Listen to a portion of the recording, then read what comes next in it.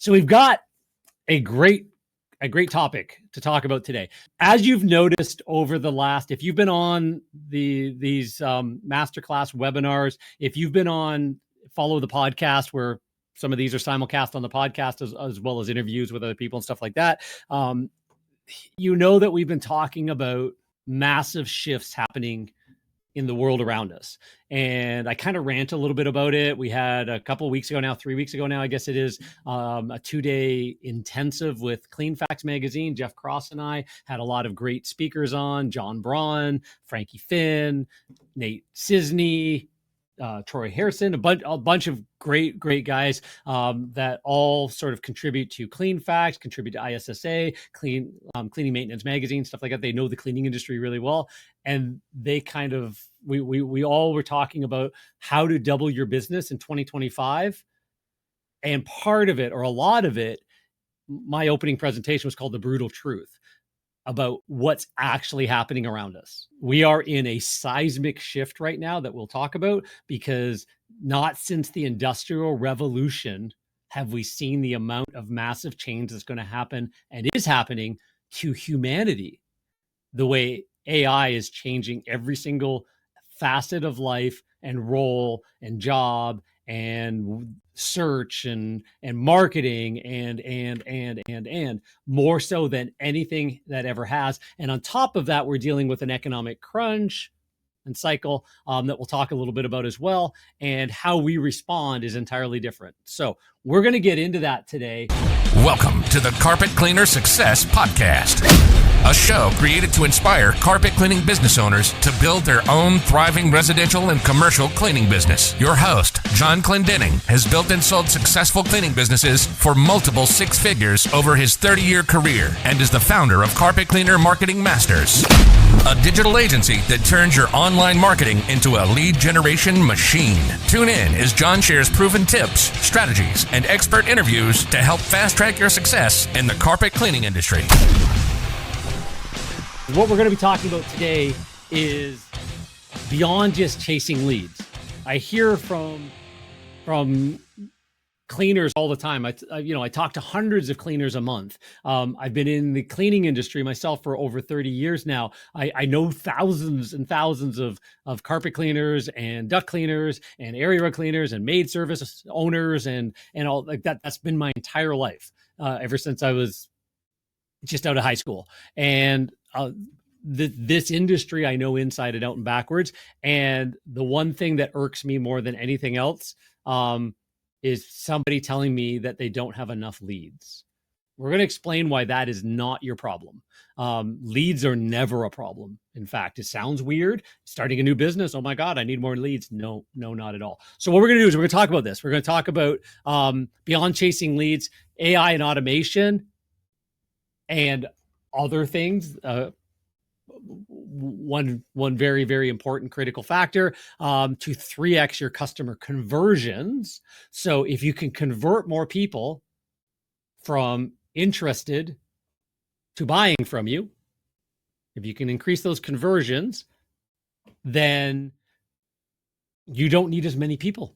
You don't need as many leads. If you can convert more people to coming back, if you can convert the right customers to become long-term clients. So languaging is very important. In fact, I don't even like the word leads. I like to call them inquiries. I'm using leads because it's sort of a keyword, a buzzword, kind of helps the algorithm a little bit. And it's the words everybody else tend to use. I don't like the word leads. I like the word inquiries.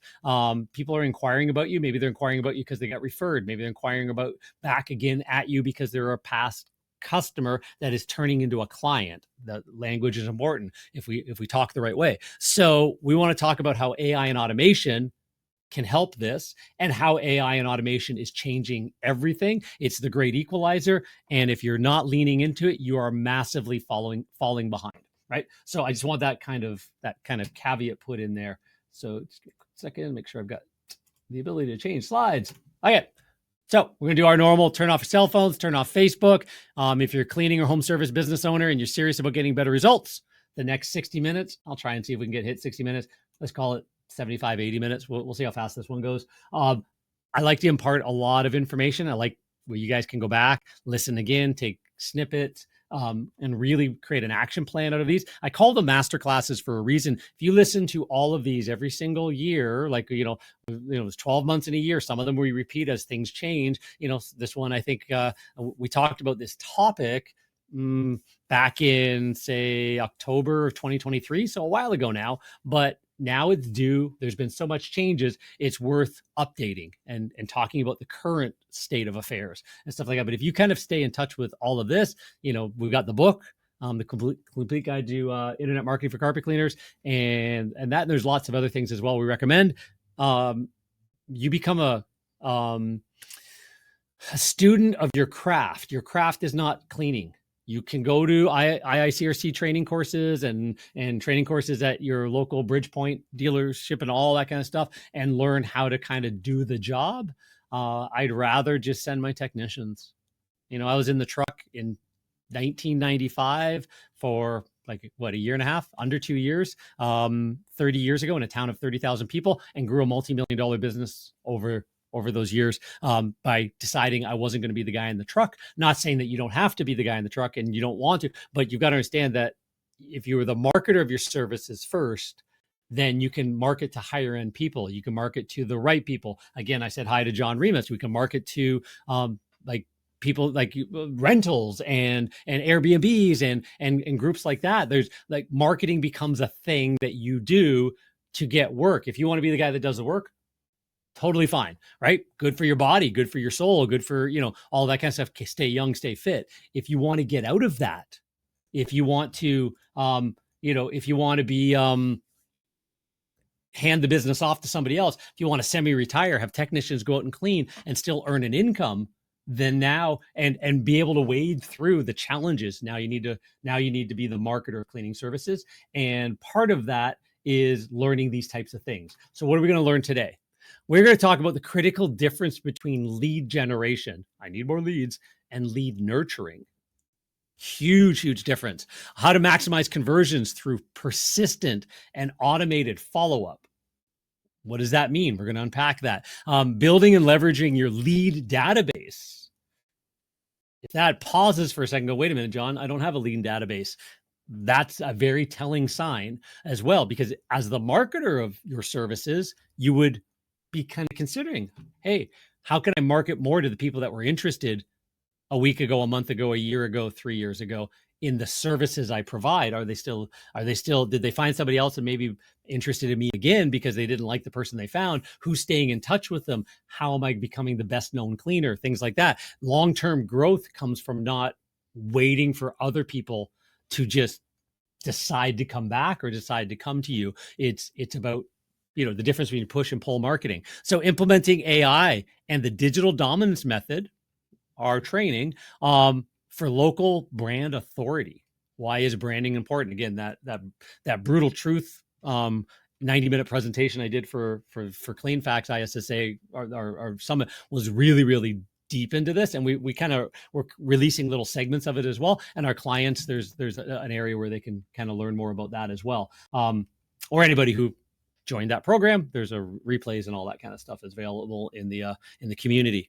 But anyway, so who am I? So I started actually in 1990 while I was still in high school, a window cleaning company, owner of several cleaning franchises, independent service businesses, e-com product lines. As I learned how to market better, I actually had products on Amazon and stuff like that, unrelated to the cleaning field. Just got good at doing digital marketing, SEO, and thought, hey, let me see what else I could try. We're up to $50,000 a month coming in from product lines being sold on Amazon for a while until COVID. Got them from China, decided to back off, and we kind of got rid of that business, sold that one off as well. But I've done consultancy since 2007 in this industry, the cleaning industry, and that kind of thing. So I've lectured, done 3-day elite retreats, 2-day virtual symposiums now, stuff like that. So keynote speaker, all that kind of fun stuff. I'm the host of the Carpet Cleaner Success podcast and the author of the #1 selling book in the space. And kind of all over CleanFacts magazine and stuff like that. So yeah, it's about me. More importantly, we work with people that own cleaning businesses that I've known.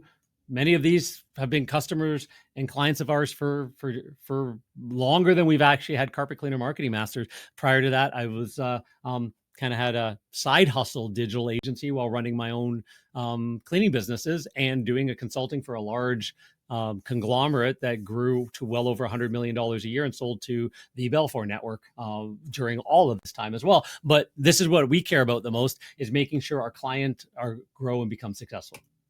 So what do? We make our clients the top cleaning brand in their local marketplace so they can attract the best clients, be able to charge the top rates, and get booked out weeks in advance. As Grant Cardone said, it's more important to be the best known than being the best. You got to be competent, you got to be great, but if you're the best known, people are beating a path to your door, and your prices, you have price elasticity because people want what you offer in any field. More so when you're the best known, you're considered the authority. It comes with positioning that helps ride out any economic storms, that keeps you away from the commodity side of the business as well. So what we always talk about is, how do we do this? The 3 principles of omnipresence marketing, our omnipresence marketing system. Number 1, you want to maximize your opportunities to generate a qualified inquiry. Again, don't like the word leads, so I put inquiry by this point, but, and we'll go interchangeable leads and inquiries throughout the presentation, but you want to maximize the opportunities to generate a qualified inquiry. You get to determine what qualified is, which is kind of cool. Everybody's level of qualified is different. We got some clients that qualified to them is 4, 5, 6,000 square foot home with carpets and area rugs and ducts and tile, and they want to get $1,000, $2,000, $3,000 a year out of those clients. That is their qualified, and they know that in their marketplace there might be 500 of them. And if you're going to get $1,000 a year, $1,000 a year from 500, say you 500 to 1,000 people that fit that in a smaller area, and that's the rich crowd, and you can get a couple of hundred of them. That's still a good solid business. $2,000 a year from 200 people is a $500,000 business roughly, right? So, and you could do that with one crew on the road. So other people qualified is middle upper income, or is, again, some people like the commercial and light commercial, not 3 o'clock in the morning cleaning greasy restaurant commercial, but doctors, dentists, chiropractors, condos, that kind of stuff. So what is qualified for you? Maybe it's a couple things, but you want to maximize your opportunities to generate a qualified inquiry. You want to maximize your conversions, which is one thing we're going to talk a lot about here today. Your impressions. Sorry, number 2, maximize your impressions, brand impressions, so that they know who you are. That's your authority in the marketplace. And then you're going to want to maximize your conversions. So that's the 1, 2, 3 punch. Get in front of the right people in the right places, maximize your brand impressions. So when they see you, go, I know those guys, like the billboard of the personal injury lawyer that you see everywhere, don't care about until the day you get hurt in a car accident. Who you're going to think of? At least they come to mind. Did you ask friends and family as well? Is there other people that you might be interested, might look at as well? Maybe you had a friend who went through a different personal injury lawyer and had a good experience, right? But you've seen the billboards of the other guy. If this one person doesn't answer their phones, doesn't call you back, you will probably, hey, I tried your guy, he didn't answer me. I called this guy that's all over the place, and that's who I hired, right? So, you want to be your brand impressions, brand awareness, be seen as the market leader, and then you want to be able to maximize your conversions. So we're going to talk about that because it all dovetails into the number one mistake that I see most service businesses making that's costing them thousands of dollars. And there's a warning at the bottom. It's even more costly as the consumer market permanently shifts. This is not a temporary shift. We have the erosion of middle class. We have, the world gone woke. We've got the pushback against woke. We've got, the left and the right. And look what just happened to the, Klaus Schwab and the WEF like yesterday, the day before. And, after 55 years of running that interesting organization and the globalism around that, well, there's a battle going on behind the scenes. Do we care about it as carpet cleaners? Well, we got to keep our finger on the pulse of what's going on. This shift is permanent because the wage gap, the profit gap, all of that. Greg Crabtree, who wrote Simple Numbers, great book if you haven't read it, especially for people like us, was showing that even by 2019, 2020, the ends of 2019, just before COVID, the whole quantitative easing, the whole handing free money, this turning on money printers, which never really happened in the modern world. It happened in ancient Rome when they diluted down dollars or coins and stuff like that, added more secondary metals, and don't tell the public, if they figured it out, that dilution created inflation, which eventually became one of the downfalls of the Roman Empire. Well, we started doing that in the 70s. Like we got off the gold standard, and the world did, not just the United States, the world did, and in different degrees at different timings, but the Western world for sure, and got into fiat currency, and then started allowed us to change what was happening, and the way money was controlled. Well, it created a massive debt problem, and then we had the credit crunch, 2008-9 recession. And then there became a new paradigm and all of that. In the meantime, we are watching technology change around us. We went from, first you had to be the first guy on the internet, first mover advantage. You got all kinds of attention, and then everybody was on the internet. Then first person going after cheap clicks. I got really cheap Facebook leads. I got really cheap Google pay-per-click. I got really cheap local service ads. Again, those things mature and become very expensive. And it goes back to being the most savvy marketers win. Again, the ones that know how to do it right and understand that how you can spend more to buy a customer that you turn into a long-term client is how marketing always works best, right? So there's a permanent shift going towards who is our ideal client, who actually is going to continue to clean, how are they going to find people, how are they going to trust you, all of those kinds of things as AI and the world around us massively changes. So what is the hidden gap between getting leads and getting paid? So leads don't pay you a dime. So you can generate a whole bunch of inquiries, and if you generate 100 and get 20 jobs out of it, and somebody else generates 100 and is able to get 60 jobs or 70 jobs out of it, right? The other guy's getting paid more than you for the exact same volume of people.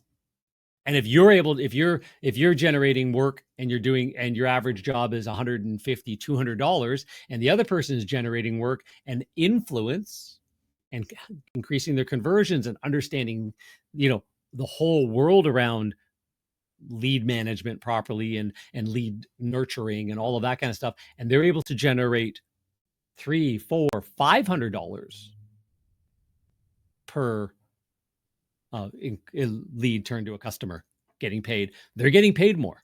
So it's not, again, I keep saying it's not about leads. It's about quality of leads, what you do with the leads, how you nurture and influence the leads. There's a whole bunch of little steps. We are business owners.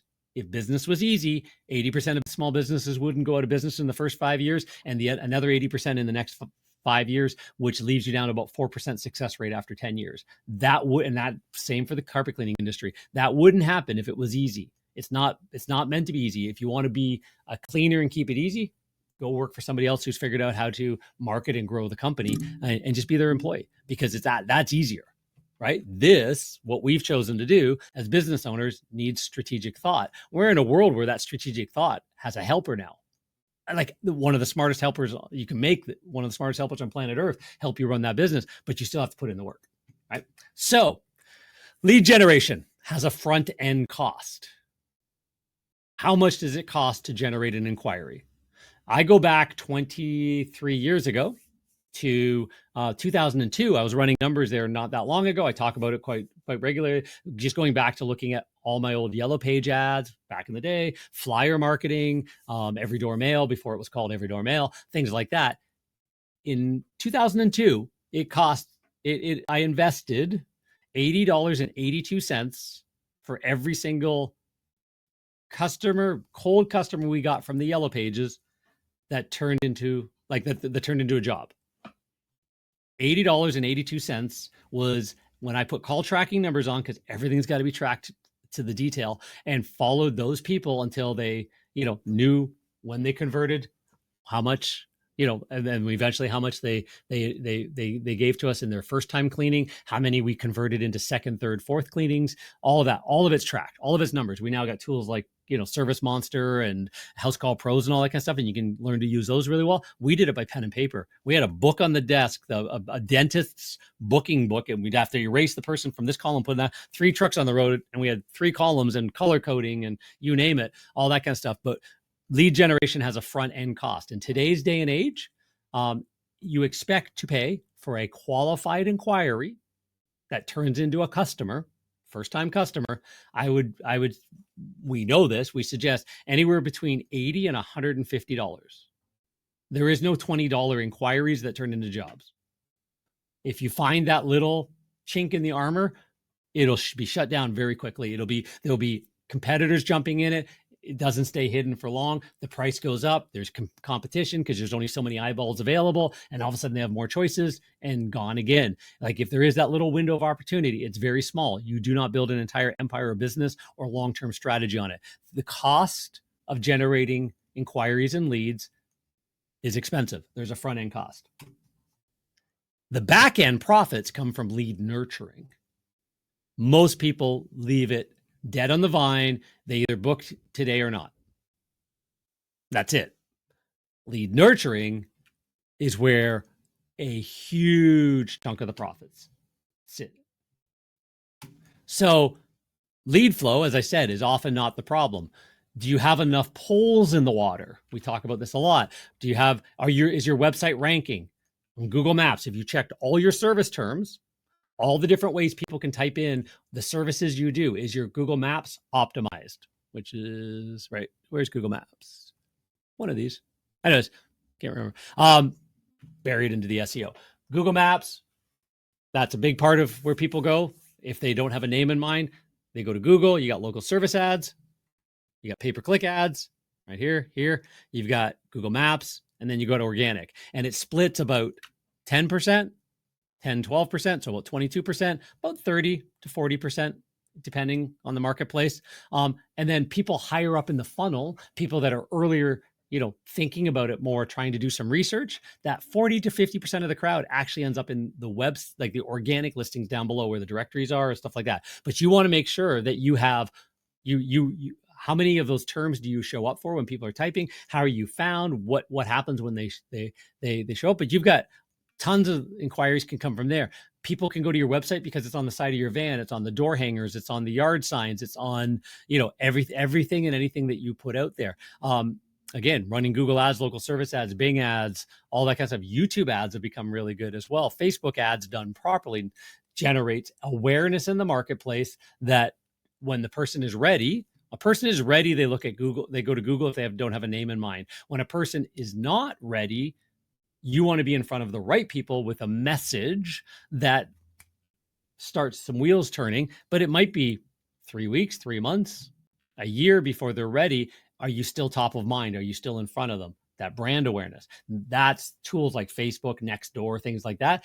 Sure, there might be somebody right now ready, but they didn't go to Facebook to find a carpet cleaner or, a septic tank sucker or, you name it, name the business, right? But they can be influenced there so that when they are ready, or if somebody asks them a question, I've heard of these guys, I keep seeing them all the time, maybe you should try them. All of a sudden you get a referral from somebody who's not even a customer, right? So done well. Your vans, your vehicles, again, Facebook ads we talked about, direct mail, billboards, back of buses, sponsoring the Little League team, all that kind of stuff, right? So where do carpet cleaners find jobs? Well, here's 40 places to start with. You have to have all these poles in the water. Think of yourself as a little boat, aluminum boat sitting there going out fishing. Do you want one pole in the water, or do you want 40 poles in the water around the boat, all on automatic riggers? Cast them all out. When it catches a fish, it goes back and forth and eventually pulls the fish in, right? Do you want some automation that is pulling the fish in for you? 20, 30 minutes later, you're done your quota for the day and you put away. The other guy who's got his $3,000 pole and $800 reel on that pole and ties his own lures and does a great job, and he's caught one fish. Why? Because he doesn't have enough poles in the water. We want to have a lot of poles in the water. Repeat and referral systems and social outreach and Chamber of Commerce and BNIs and everything Howard Partridge ever taught us. Stop by all the, carpet stores and interior designers and furniture stores and real estate agents and offices and stuff. Make friends, JV partners, right? Have a website that tells your story, not somebody else's, not stock photos, right? Babies lying on carpets and families and dogs sitting on couches is not influencing a single person, right? So all that kind of stuff. So you want to make sure you have all your poles in the water, and you lock and load, as I say. You put them in, you automate, you put the next one in, you automate, you put the next one in, you automate. You build that muscle out, right?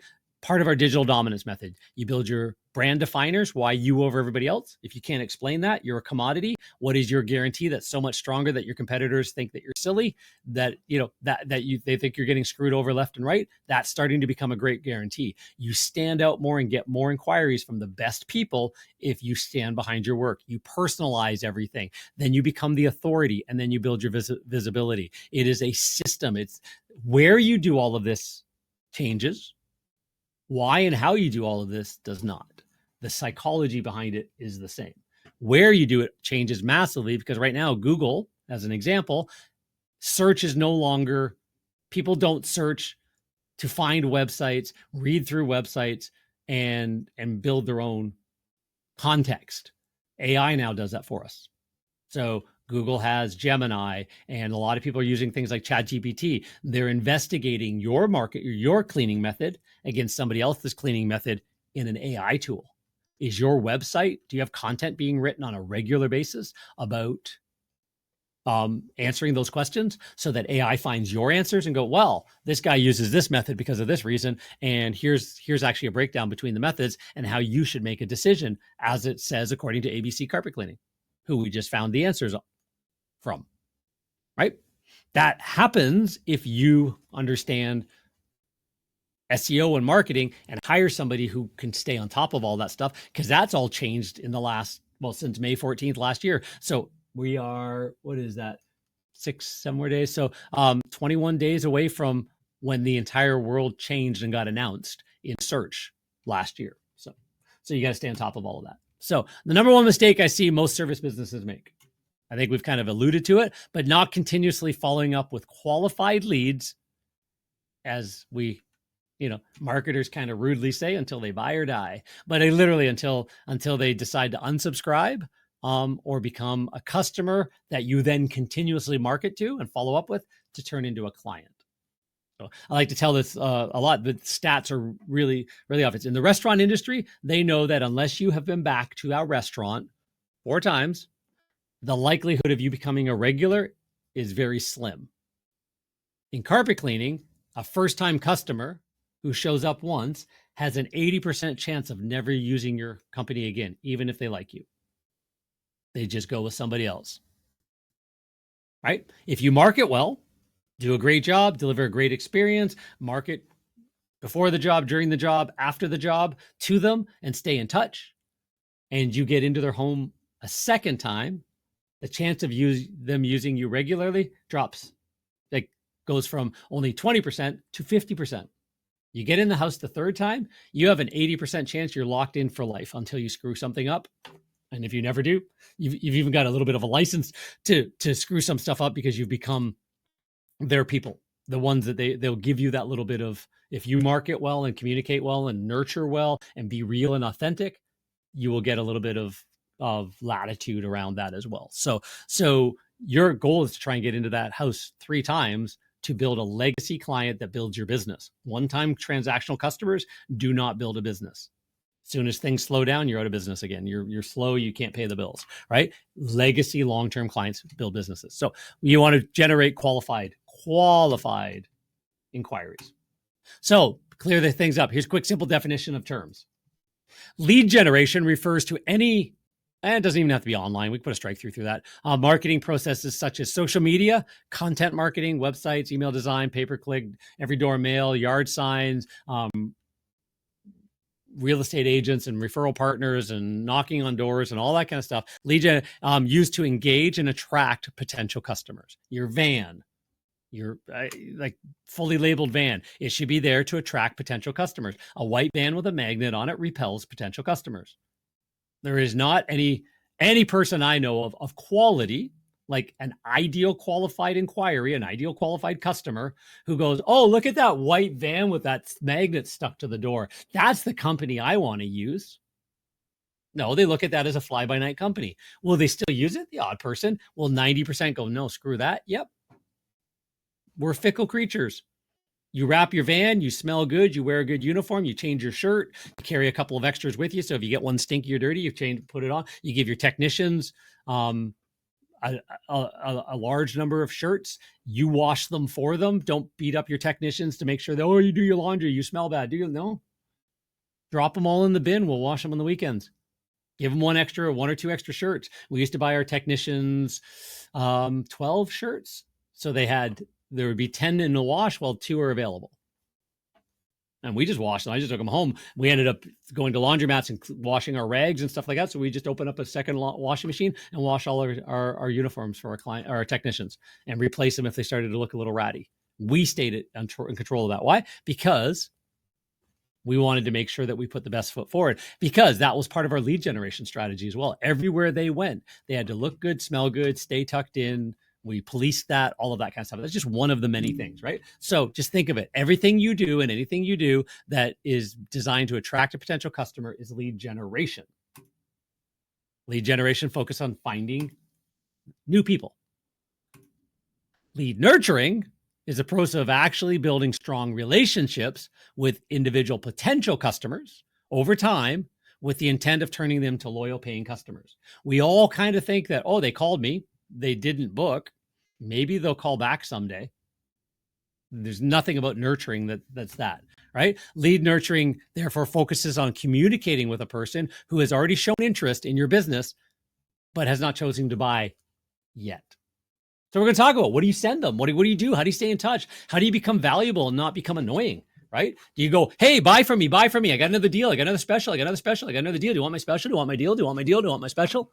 Do you think that makes people go, yeah, I want to continuously be bugged by this spammer. That sounds fun. Or do they go unsubscribe? But do you say, hey, by the way, do you happen to have children and pets? Are you concerned about the indoor air quality of your home? Here's a guide. Here's some information, right? Just thought I'd share it with you. It's one of the things we do with our clients, right? Oh, by the way, you got a spot or stain? Did your cat just vomit on the carpet? Do you know what to do about that? Here, let me tell you what to do about that. If it still doesn't come out with that, give us a call. We'll come out free of charge and take a look at that, work on that stain for you. Do you think they'll stay in touch for that? You're nurturing a relationship. You're coming across as an expert. That's how you impact people properly. So why lead nurture matters? Your prospects are doing their research already. They may need to get sign off from their spouse. Other things that, are going to be grabbing their attention. So they might find you and then leave. They might show up on your website and do nothing. They might fill out a form, pick up the phone and call you, start a chat, and then ghost you, right? They're busy. They're distracted. They're on the go. They might be completely unfamiliar with you. Probably are, unless they've been referred, right? Forget or may not remember who they already spoke to. That, like, if you actually do some market research survey and call back people that you haven't heard from. Yeah, I forgot what your name was. I went with somebody else. Start asking those questions. Market research it's not just for the big companies.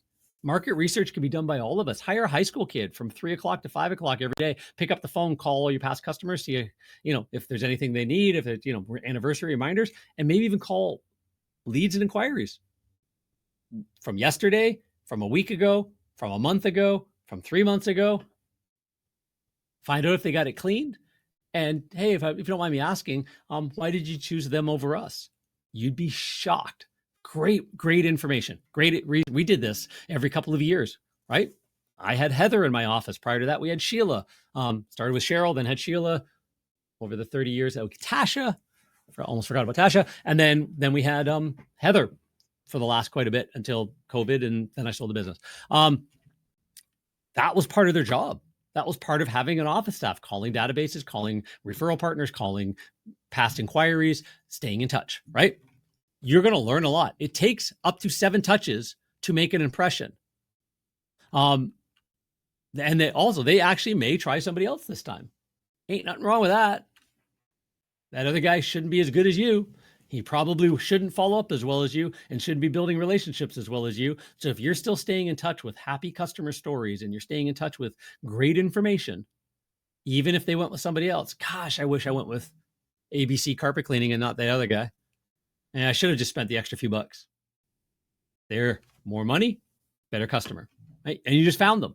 The one that goes, oh, I'm totally happy with Discount Harry, chuck in a truck, totally happy with that, was never going to be your best customer anyways, was never going to be your ideal customer. And they're just deciding between hiring the discount guy or renting a machine. That is never a long-term customer. And as the economy gets tight, as people have price of eggs cost more, whatever you want to put the label on it and all that, they just stop spending money.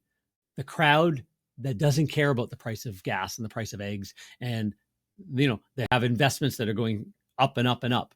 Even if their monthly payments are a little bit higher on a few things, it doesn't impact their $200,000 a year household income, $150,000. They're not 50, 60,000, 80,000 average household income. They are well above that. You find the crowd in your marketplace that does this regularly, and then you build a business for them. You build what they're looking for, right? If there's one other guy in town doing it, you become number two and try and beat them. If there's nobody else, you stand out. But you do that, and you got to do that by staying in touch. They say 7 touches. Google did a report a number of years ago called ZMOT, Zero Moment of Truth, and they proved that back there about 10 years ago, it took 11 interactions with a brand before you grabbed it off the shelf or pick up the phone and called them. Today's day and age, Google's update to ZMOT, it's way more than 11. It's in the 20s to early, low 30s. But the interesting thing is people are more skeptical. They take longer to make that final buying decision. And what was really weird is, by and large, they go back to the first. They still remember well enough to go back to the first impression source. And that's the one they reach out through. But they've gone down a ton of rabbit holes, right? So you need to be in touch with some people. Again, brand impressions. I saw the van. I got the door hanger. I saw my neighbor talked about it on Facebook or on social media. I saw this, I saw that, whatever. This little relationship could go on for weeks or months or years, right? And then they finally decide, they go to Google. Can't remember a name still because we're still humans. We're still all forget the same way. We go to Google, we search for, or we ask a friend or whatever, and somebody says, "Well, I use ABC carpet cleaning." Like, oh, I've seen those guys. Right? You're already at 5, 6, 7 touches. They pick up the phone. That might be the person who books. And then you, on the phone, you have scripts and you say, for example, hey, what information can I get for you today? Great way to open a conversation. And the very next question after they answer that is, and what research have you done on us so far? And you will find out how far down the rabbit hole they've gone, how many touches they've gone. You will notice that the ones that go, I didn't see anything but your ad, they are going to be much harder to convert than the one that gives you the story. Well, I saw your van in the driveway, and then I went to your website, and then I talked to my friends, and then I did that, and I saw you over here. And oh my God, I've been seeing you guys around for the last 6 months. How much easier are those people to convert into a customer? We all know that if we've answered the phones, right? They've had more touches. So keep that in mind. You want to inform, educate, involve them, validate, convert, keep them alive, and just keep going around in circles until they buy or die. 7 to 13 successful touches to a prospect to turn them into a customer is actually considered average. The average company, from a prospect, interested, inquiry, to a customer, 7 to 13 successful touches. That's you back to them, you reaching out to them. 50% of all companies give up after 1 inquiry, 1 contact. That's it. Some people call back the next day or 2 if they're not too busy. Some, very few. When we call around with all our clientele and we talk about that, I would say it's 1 out of about every 30 clients that we work with in Carpet Cleaner Marketing Masters actually follow up more than once or twice to an inquiry. They're just all about new, right? You need to nurture and touch and drip and validate and all of those things that we saw on this slide, right? Validate and convert and do all that stuff. So if we agree that we need to do this stuff, It sounds hard, John, doesn't it? Yeah. What is the ideal inbound lead management to 3x? Well, it's kind of this messy. This is an actual internal graphic. It's kind of this messy. This is inbound lead management and all the different channels and ways you can funnel it. This is mind mapping it all out properly. So let's break it down. You have to first and foremost maintain a lead database. You are the keeper of your list. You have a customer database. If you do not have a customer database that you can sift, separate, screen. If I say, hey, how many customers do you have that have pets? 3 clicks later, you should have an answer for me. Why? Because you should market to your pet owners differently. How many of your clients have children? How many of your clients are empty nesters? Your technicians know this. If you've been in the home, you know this. You can have those conversations. Now you can put that in your database. If you tell me my database is my cell phone, John, or my QuickBooks, you haven't even learned how to be in business yet. You've literally not even started year one. I don't care if you're 1 year, 5 years, 10 years, 20 years in business. You haven't even learned what business you're in. You're not even done year week 1 to week 2 yet of running a successful company where you're the entrepreneur, you're the business owner, you're the leader, not just the technician.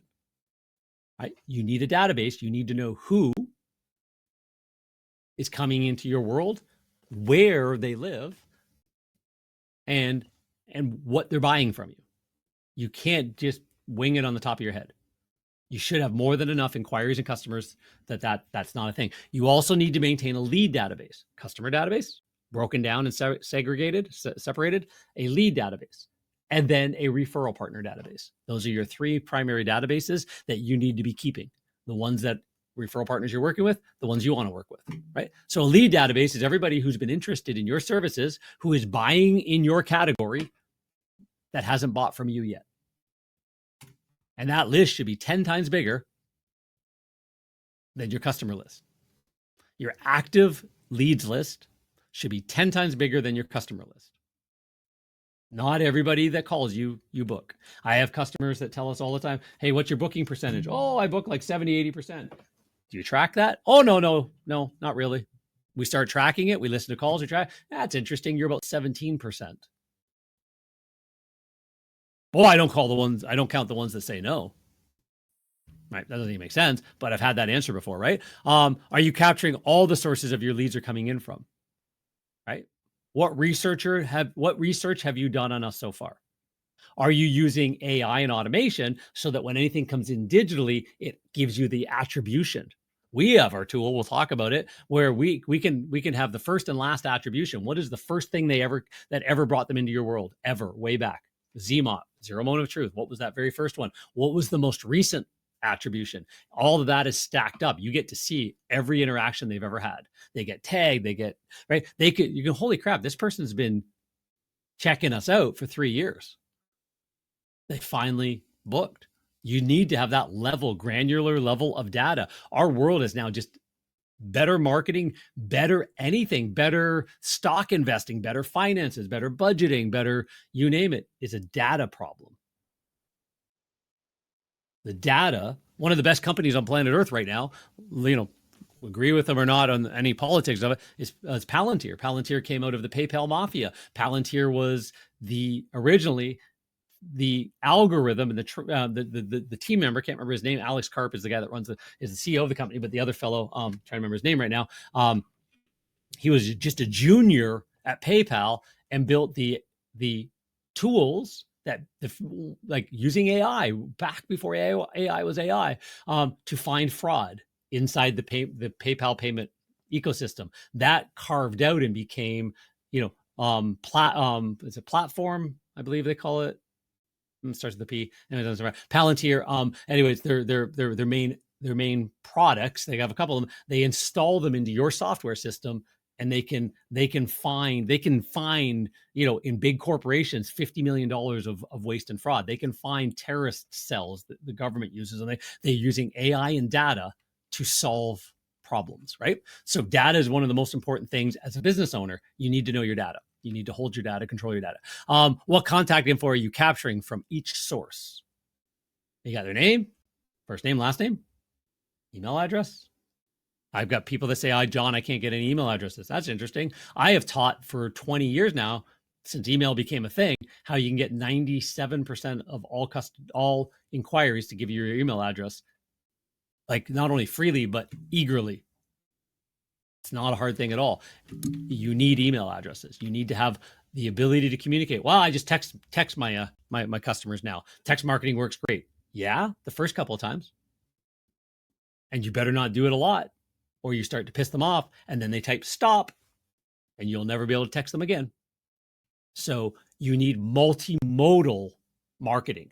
Multimodal marketing. You need to be in front of them in a bunch of different ways, including real and authentic. As our world goes more digital, the human connection becomes even more important. So you want to actually have a phone call outreach as well, not just to your customers, but even to your leads, right? And what defined lead nurture steps do you have in place for each contact source? Do you have lead nurture steps, and you have a different set of those? As you get more granular, good is having something, better is being more thoughtful, structured, running the data, making just decisions and changes based on that. Best is having it nuanced right down to contact source. If somebody comes in through Facebook versus Google My Business, is there a different set of lead nurture steps? One of them is going to be a longer chase. The other one, they should be interested right now because they went into a source, Google, searching on Google. The only time your listing is going to come up is if they're searching for your services. If they're searching for your services, they are farther down. They're not top of funnel. They're closer to middle, if not bottom of funnel. They're ready to buy. Is your lead nurture different? That's what we're thinking about. So, lead list has got to be 10x the size of your customer list. We talked about that, right? So, and again, it's because it comes from all of these sources that we talked, all the poles in the water generate inquiries that need to be on your drip list. And there's a billion different ways to generate inquiries, right? Hey, the pet urine odor removal guide. Sure, you know that if they can't get rid of the odor, you have an enzyme and a oxidizing product to get rid of urine. You might even peel the carpet out, cut out the underpad, seal the subfloor. In the really bad situations, we've taken off drywall, pulled off baseboards, treated all of it to save the structure, rental home or customer's home or whatever. A senior in the family calls you in and their pet has just peed everywhere, and solve problems like that where the carpet is only a few months old and can be salvaged. Because nylon and glues and plastics do not absorb urine. You can rinse them out, you can treat them. Underpad, subfloor, all that needs treated, right? So and that kind of thing. So you could have, like, again, all of these things on the go. So let's move to are you tracking all your lead by source? We talked about that. Telephone calls, AI powered call tracking, right? So we're building into our tools AI listening to every single phone call, turning it into a transcript, and determining, were they a qualified inquiry if they booked, did they listen, did they book, or did they not book, right? If they did not book, what were they interested in? Can we put them into the right now? You can do it manually, but AI is in a world where AI powered tools can now start making some of these human decisions for us. Website leads, forms, and chat, right? Are you using any form of automation? I highly recommend you do not hide behind an automated phone answering, and like an AI phone answering, an AI chat on its own. It sounds, oh my God, that's amazing. No, that should be the rollover. That should be the answering machine when you can't get to it directly. You can have it have those conversations in the middle of the night, all that. You need a live human being that says, hey, thanks so much for, checking out our website and popping into our chat. Yeah, we can definitely help you with your inquiry. Can you, I've got a few questions for you first. Is this the best number to give you a call back on? It's easier to have that conversation over the phone. And it is. And you can influence people with your voice with a great script, and you will book a much higher percentage if you get real people having a real conversation. You can't do that with chat. If they say no, you can have that text to chat conversation and that kind of thing. But You don't want automatic bookings on your website. You don't want click here and book yourself in. Why? Because your prices should be so much higher than your competition that they're going to go, screw that, unless they have context, why you charge what you charge, why you're different. You have context, that's a conversation.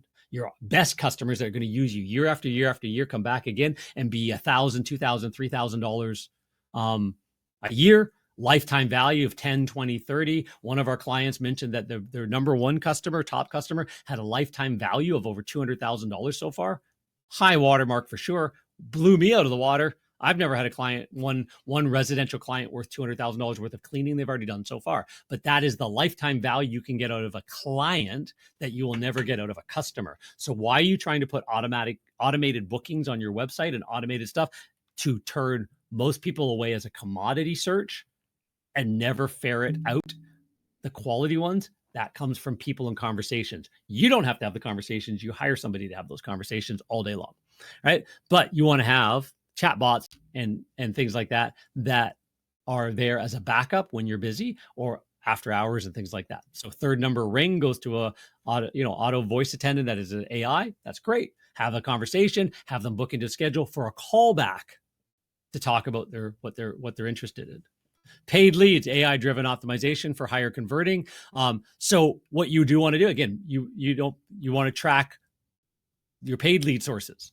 Are you following up with them? But are you also taking all that data and figuring out who's converting, who's not, helping Google, pay-per-click, Facebook dial in the right audience, having the right ad sets, having the right information. Some of these tools say they're going to do it for you, like dynamic ads in Google. Anytime Google, who makes an absolute fortune in profits, like 80%, 90% of every dollar you give to Google is profit that goes to the shareholders. It's insane. They don't have your best interest at heart to provide a system that you just, hand them your credit card and let us figure it out. Sorry, but it's not in their best interest to figure it out. You want a data-driven decisions. Data-driven landing pages. AI can help with this. AI can do some deep research as an assistant and give you some ideas back. Referral leads, referral tracking and reward system. Do you have a system that tracks referrals, rewards the people that refer you, keeps control of all that? Again, automation. Not really an AI answer on that, but you can take AI in your database and say, hey, here's all the people that referred. Is there any commonalities? Like there's things that you can do to use AI to dig into the data as well. Because once you have the data, you can ask questions against the data, but you want to be tracking all your lead sources. Inbound marketing, AI personalization, right? So are you tracking where people are coming from based on your marketing? And are you personalizing that marketing back to them? We'll talk a little bit more about that in a minute as well. So what contact information are you capturing? Oh, obviously the basics. You need the full name, the email address every single time, phone number. Is that a cell or home? Know that. If it's a business, what's the business name? The location, where do they live, and the services that they're interested in right now. Those are the basics. Like you need to be capturing that from every single inquiry source. There is more. Do they have pets? Do they have allergies or any allergy sufferers in the home? Do they have children? Do they have other ancillary services? They might be calling about tile cleaning. Okay, but do they have carpets, area rugs, upholstery in their home? How often do they clean those as well? There's even more information we can stack and add to this whole thing. So we want to consider that as well. What are your defined follow-up steps? Defined should probably be on all caps in yellow, because that's you have to have these defined. How many initial touches, right? You've got the inquiries coming in. Do you send nurturing emails about your company, why you started it, why you're the founder of it, who your happiest customers are, all of that kind of stuff? Do you send those nurturing emails? Do you pick up the phone and call them real live voice? Hey, just want to follow up on, you inquired about our services. I don't want to leave you hanging. I want to make sure you got my email. Let's assume they didn't, and you pick up the phone and call if they don't answer back, right? So, and then you're going to get hopefully a site visit, either a job or a quote on site. That is your goal. Everything from this is to get into their home. Once you've got a site visit, they agree to buy? And then are you keeping in touch? And how? Calls, emails, social media, direct messaging, right? Direct mail. Are you doing all of these to your leads and your customer database? Once they become, are you keeping in touch? Right? You got to be working the system, because the money is in the multiple steps. So, are you strategically following up with hot leads? Number 2, how to follow up with hot leads. Multi-channel follow-up is essential. Just because they texted you doesn't mean you just text them back forever. You call, you email, you direct mail, all of these things. You put them into a multi-channel follow-up process. You try and find them where they are. You try and get in front of them. You pixel them if they came to your website or opened your email, and you pixel them with an ad pixel, and you follow up with them on social media and like Instagram, Facebook, stuff like that, and you start following them around. All of a sudden, they see your ads everywhere. What do they see? Not a discount or a deal. Happy customer stories about the owner, why we're different, things like that. That's the ads you follow them around with. Multi-touch follow-up, 1 to 2 weeks minimum. You want 2 weeks, I wouldn't even say 1. 2 weeks, you are chasing anybody who inquired about your services for a minimum of 2 weeks before you move them into your long-term nurture. You want to check their socials. You can do this as well. Check their socials. Find something you can relate to. Reach out to them about that. It sounds a little creepy, but if they're a great customer and you're marketing in the great neighborhoods, why not stand out and feel different? Like that. Again, you don't have to do that. You have somebody in your office that is trained to do this stuff, right? Send them that mafia offer. What's that? Well, we used to have it where, again, all of this was built back in the day before anything automated. It was literally a rolling crate, that one of those crates you get at Kinko's where you can put like the hanging folders in. And we had 1 to 30 and then 1 to 12, right? The days of the month, 1 to 31 and 1 to 12, the months of the year. And if an inquiry came in today, they got written and didn't book, they got written on a card and slid into tomorrow. Tomorrow they got a phone call. Also might be on tomorrow somebody from 4 days ago, because then if they didn't answer the second one, we sent them an email, left a voicemail, and moved them 4 days back. So now there might be some 4-day people tomorrow as well. They all get the next series. They're all sitting there, right? And then you move them back again. I think we moved them back to day 7 so that we hit the same day of the week that they started on, in case that's an important day to them, right? Just a little bit of psychology there. And then we hit them around day 15. No, we went to day 14. So day 7, halfway through the next week, and then a final notice. That final notice, we called a mafia offer. We know it took 2 days to get mailing to them. So what we would do is on day 12, Heather in the office would have them all pre-written.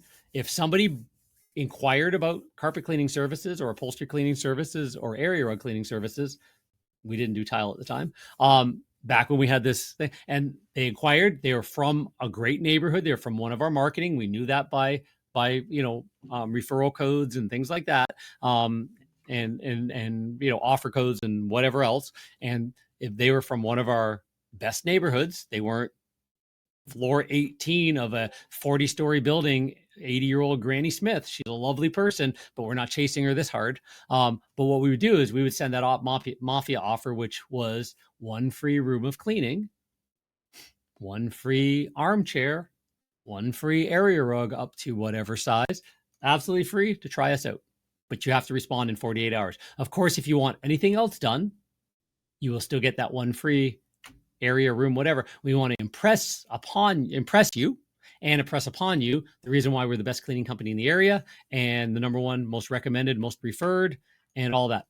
Why could we do that? Because our prices were 3 times higher than our average competitor.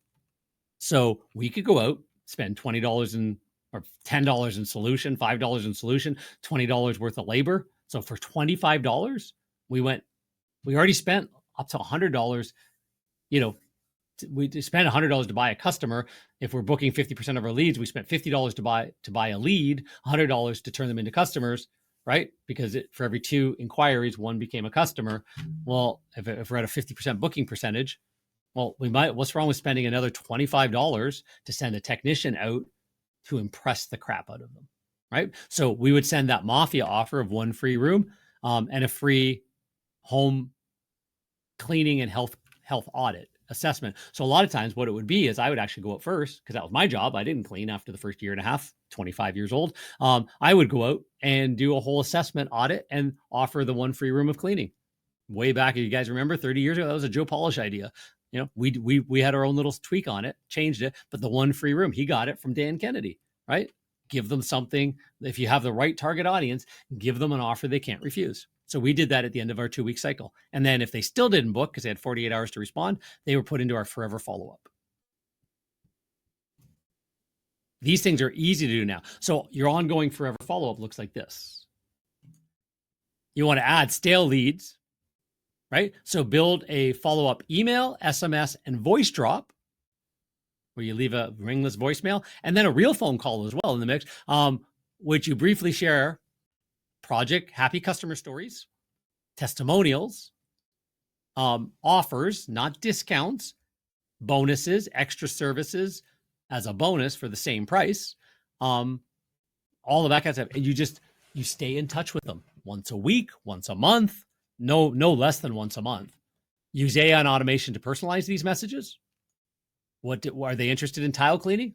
Put that in your messaging all the way through, right? Use AI and automation. Use things like tokens and custom values so that when they get a message, it's about what they're interested in, with their name within it, their neighborhood within it, right? All these things are totally doable, right? Have a check-in call every 3 to 4 months. You should do that with every one of your commercial customers who are clients now. You should physically check in every 3 to 4 months. Walk in the door. Hey, John here from John's Carpet Cleaning. Is Tony in? I just wanted to, we cleaned the carpets there a few months ago. I just want to do a quick buzz around, see if there's any spots and stains I can take out. It's just a courtesy service. Why? Because you want to be their best friend. No, actually, Tony, the account manager or the maintenance manager, he's gone. Actually, Jeff is the new guy. Oh, cool. I'd love to introduce myself to Jeff. Jeff, buddy, how's it going? Yeah. So I know Tony used to take a large triple coffee. When I came in, I brought one. I don't know if you drank that, but what do you take the next time I come in? But here, by the way, here's who I am. Here's what I do. Here's what we're all about.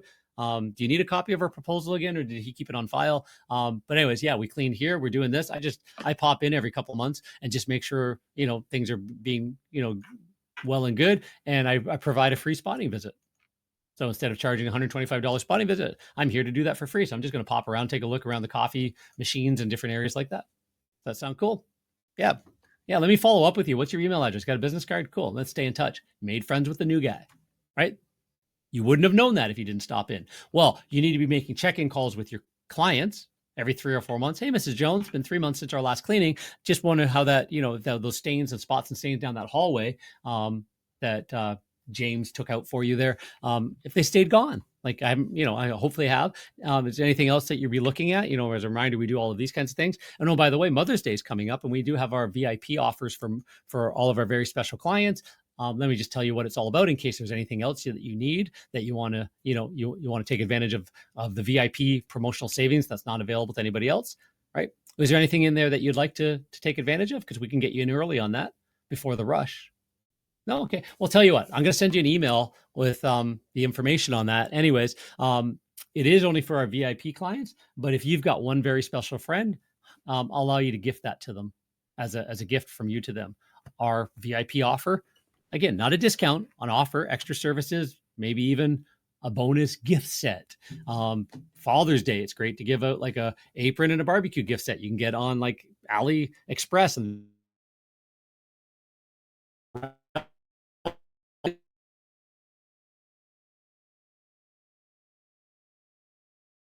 available, as one of the bonuses if you book now between now and Father's Day. Right? Things like that. Like there's ways that you can run promotions and offers that you can have a reason to phone call. Well, while you're calling, check in with all of your stale leads every 3 or 4 months. Hey, I know you didn't go with us a couple months ago. Just wanted to see if you ended up getting it done, maybe with somebody else where you have it. Cool. We'd love to be in the running next time. And we also do these other services. I just thought I'd check in to see how everything's going. You come across, if done well with a good script, you come across great. Send them a company newsletter. Printed and mailed is preferred. Don't just email people. Understand your emails don't get opened most of the time.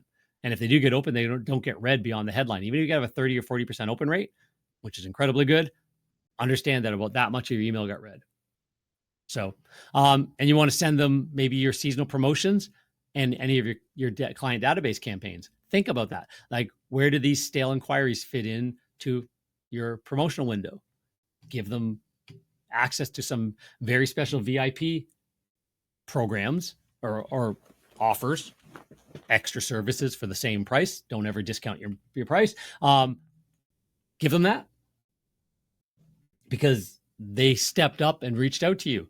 So they kind of got an in on got an insider, right? And then you want to leverage the crap out of automation. We've kind of led into that a little bit. So you want to automate your lead nurture, put all of your leads from different sources into your lead database, put your leads into different pipelines based on the prospect's interest and intent, right? You should have different pipelines, different message flows based on their interest and their intent. Set up each pipeline with its own workflow, with emails, calls, and that is related to what their interest and intent was.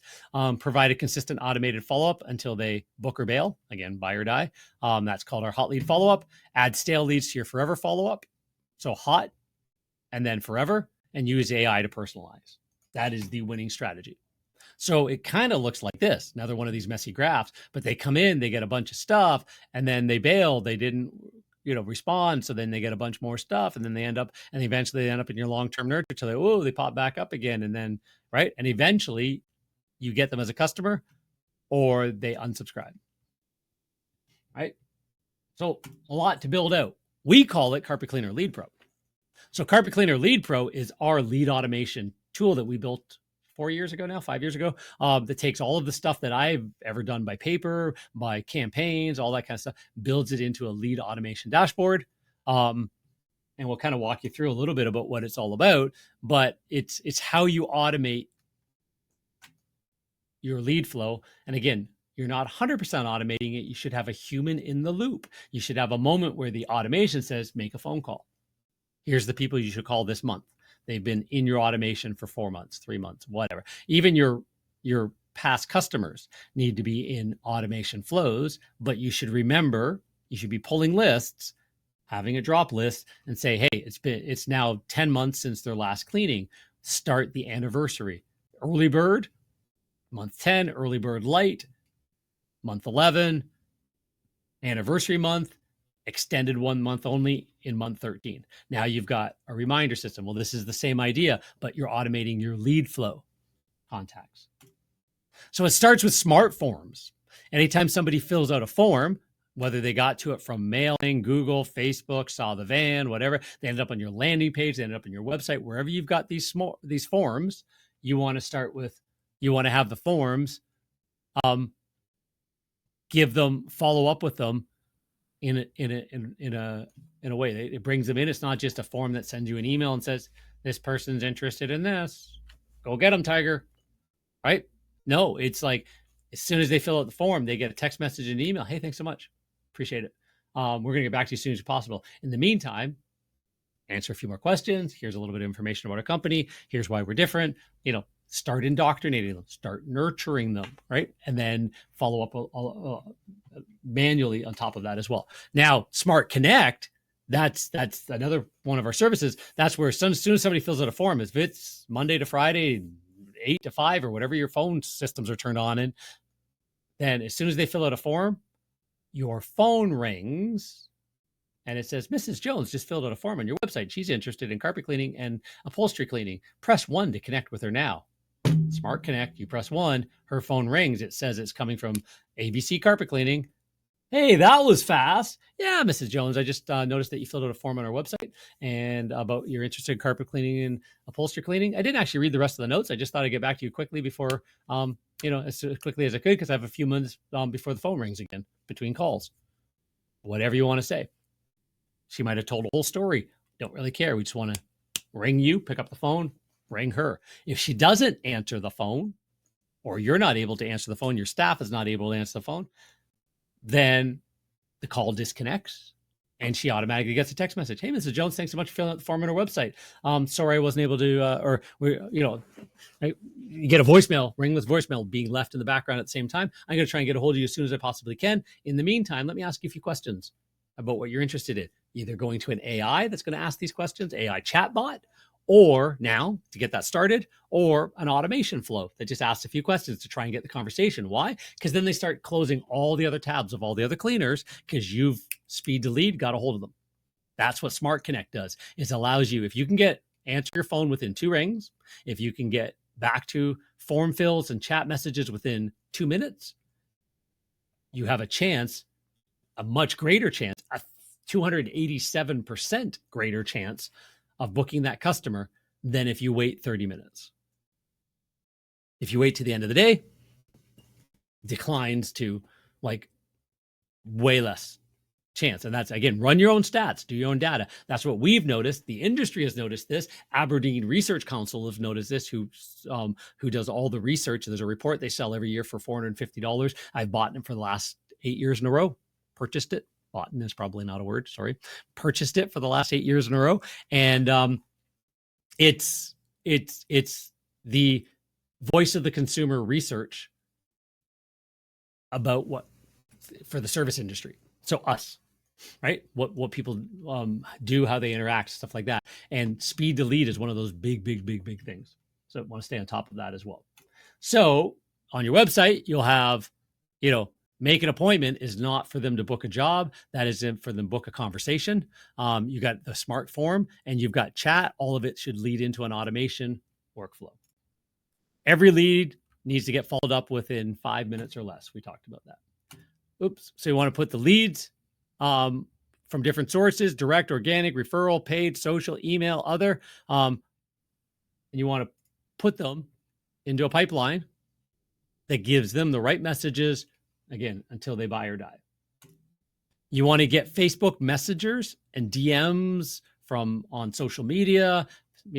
You're posting to LinkedIn, you're posting to Twitter, you're posting to Instagram. Instagram should be your before and after picture gallery. That's, the world knows that already. You can put a plug-in to put the pictures back onto your website, but you no longer put before and after pictures on your website. That's not where people go for that. They go to Instagram, they go to social media. So that's your before, during, and after. And during is important. Make sure it shows you in the picture. Anybody can fake an AI picture nowadays or borrow it from somebody else. If you're in it, in the middle, before, during, after, it becomes more authentic. The more authentic we can be in a digital world, the better we are, right? So you want to make sure that, all of your DMs and messages come into one platform that starts the conversation, that gives you the attribution source. This is an example of the back end of Carpet Cleaner Lead Pro right here. Messages come in. You've got, you can have conversations with them, emails, texts, phone calls, all that kind of stuff. And you got the entire history of all of the conversations, where they came from, how they found you, all of that kind of stuff, right? Works on phone, works on desktop. You want to make sure the leads are put into different pipelines properly. So being very strategic. Is it Facebook and social message, DM? Is it an offer, a paid ad? Is it a website or landing page, right? Did they book yet?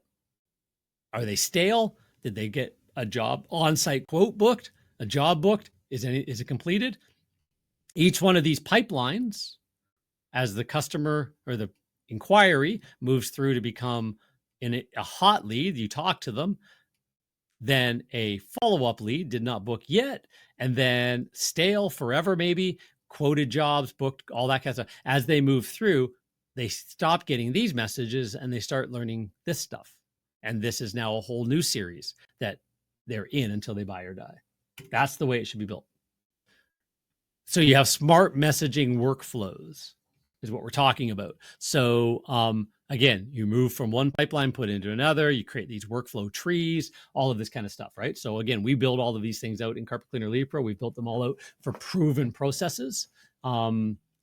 For carpet cleaners and home cleaning services, because that's all I've done for 30 years. We've done these all by mail. We've done these by digital. We've done these by email. We've had hundreds and hundreds and hundreds of clients, and we know how to personalize. We know how to perfect. We know how to write these. We know how to create multimodal text message, ringless voicemail, email, a reminder to you guys to pick up the phone and call, or to your call center that does that for you, or your gal in your office, and all that kind of stuff. So you want smart messaging workflows, right? Start and stop specific campaigns simply by moving the lead from one stage to another, adding tags that will create a different set of information being sent to them. AI is helping even a lot more with this as well. AI can listen to a call, add tags, stuff like that. We're investing a lot of money in Carpet Cleaner Lead Pro to add all these different layers of AI as they become better and better and better, and can integrate through APIs and webhooks into these tools. You pull out the call, turn it into a transcript, get a tool like Perplexity to listen to the call and become a transcript, take that, put it into a workflow on a tool called like N8N or on make.com, and have it run through a workflow of qualifying the lead, having AI determine if it was a legitimate call, all of that kind of stuff, and then drop it back into your tool to be chased the right way, right? Again, there's ways to make it really, really efficient using AI. There's ways to good, better, best. And AI is allowing us to do some very advanced stuff that a manual person would have had to do, which is fine, but without the manual person having to do it anymore, right? Just a little bit of AI cost, right? There's still always a cost to run AI, right? ChatGPT might be free for the average consumer, but you better be on the $25 a month plan, if not the $200 a month plan, if you're really using those types of tools a lot, and you pay for AI usage time, right? So there's ways to build out these workflows. We're building them out. We're becoming an AI-powered, AI-leading, AI-first marketing agency because we can build out command centers for on our client, dossiers on our client, and everything we do and talk about and train and our chatbots and all that kind of stuff is all based on like 2, 3, 4, 500 pages of research about the local area and the company and the competition and all that kind of stuff, and really, really create really cool stuff. So campaigns include emails, SMS, call reminders, ringless voicemail, messages personalized using smart automation and tokenization. AI voice and AI chat add-on service, right? So again, that's what we're talking about, where it should not be the main phone answering service. It sounds so cool. Oh, I just going to get AI to answer my phones. I'm just going to go out and do the cleaning jobs. No, that's not your job, right? You're the owner of the business. You should have pay somebody who is much better at influencing, having a real conversation, right? AI is not there yet. Will it be there? Maybe. Yeah, I'm not ready for it. It's not there yet. And I spend anywhere from 30 minutes to 3 hours a day invested in AI learning, building, understanding, and research alone, just for our agency and my own personal life. And I don't think it's there yet. So AI chat assistants, they're assistants, right?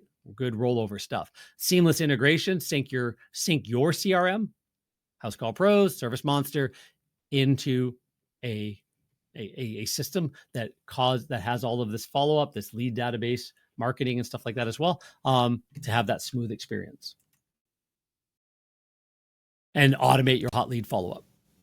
So automate multi-channel follow-up. You want it to be automated. Lead enters the funnel, gets cold, warm, hot, right? Multi-touch, mafia offer, automated forever follow-up campaigns.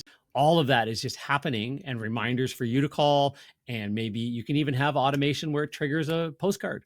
Gets to this point, triggers a postcard, variable print through, Postcard Gurus, Postcard Mania, Dope Marketing. There's lots and lots of places that have that ability to just send a trigger and send a postcard. Think of it around that 80 cents to $1 US, $1.20 Canadian kind of idea. Printed and mailed, because they just variably print, cut up all. So the entire sheet is all different postcards, cut up, pop in mail. They have bulk rates, all works really, really well. So you could actually even mix that in. You test it. Where could the postcard go in? What is the postcard selling and sending, and what's the messaging? You put all that, and then you test your marketing. How many? That's the data. How many people, after you've got statistically significant amount of postcards going out, what would that be? 500 to 1,000? How many people responded? What was the return on investment for having that piece in your follow-up string? So you're not just digital and phone and text. Now let's try postcard. Let's see if that helps the mix, right? More steps, the better in most cases. So let's recap, right? We've gotten in under an hour and a half, so we're doing pretty good. What's the difference between lead generation and lead nurturing? I think we figured that out. Are we generating leads or are we nurturing them? Are we chasing leads? Do we think our business is all about, I need more leads, or can we nurture the ones we have better and get a lot more, squeeze more juice out of that lemon, right? Are we maximizing conversions through persistent and automated follow-up? Persistent and automated follow-up. Are we building and leveraging our lead database for long-term growth? When you go to sell a business, it's your assets, not your truck. A truck mount is not an asset. If it is, it's a depreciating consumable asset. Your asset to your business is your database, is your brand recognition. It is the soft assets. It's the things like your goodwill and your reputation in the marketplace and all of that kind of stuff. That is stuff that can actually be shown, your turnkey system that can be shown to a potential buyer and a backer and a banker and say, hey, here's all the things we have in place and here's how it produces. Here's my data. Here's my numbers, right? It's no longer about your truck or your truck mount. You sell a 1 or 2 truck operation for $500,000 easily with this in place, right? So implement AI and digital dominance method for local brand authority. So hopefully you had a few takeaways. Again, lead nurturing. If you need help with any of this, give us a call. carpetcleanermarketingmaster.com/schedule. Cyrika, who's in the background here, she will take a look at that. She'll probably call you up or somebody on our team will give you a call just to ask a few more questions, see if you're a good fit. If you are, you can actually jump on a 1-hour consultation with me for free. We'll actually do a whole bunch of research on you and your competitors ahead of time, and then we'll have a conversation. No sales pitch, just a chat. We'll give you a plan. I will walk through all of it. I charge for my consulting. I have an hourly rate. You don't even want to know what it is. I have a daily rate. You don't even want to know what it is. I do a little bit of consulting on the side. I don't have time, but I do this for a living, as you can tell as well. I make it available for a few people to jump on a call. Every so often, we can have that conversation. We can see where you're at, where you want to go, how you can double your business in a year, and we could talk about that. And then if there's a fit for some of our services, I've got a marketing company that can help you with that. But it's less about that and more about what are you willing to do to grow the company? What are you willing to do to up your standards, up your pricing if you're a low price? How are you going to go from an average job of 150 to an average job of 500 in the next 12 months? There's a strategy for that. Do you know it? Do you even know how to kind of lean into the market to figure out who your ideal customers are, how many there are, and how you can enact that strategy properly? So anyways, if any of that sounds interesting, give us a call. If you want to hop on the podcast, reach out to us, carpetcleanersuccess.com. You can go there and we'll interview you and we'll give you tons of marketing cred for your local marketplace, and we'll share it out to the industry so people, other cleaners can hear a little bit about your story and just get a little bit inspired to do more, that kind of thing as well. So anyways, if you're new, that's a great thing to say, hey, I'm new. Here's what I'm all about. If you've been around for more than 10 years, you're one of the few. There's only 80% of businesses go out of business within the first 10 years. You're one of the special ones. So if you lasted more than 10 years, you should probably be telling your story anyways. So anyways, hopefully that you've enjoyed everything we just discussed here today.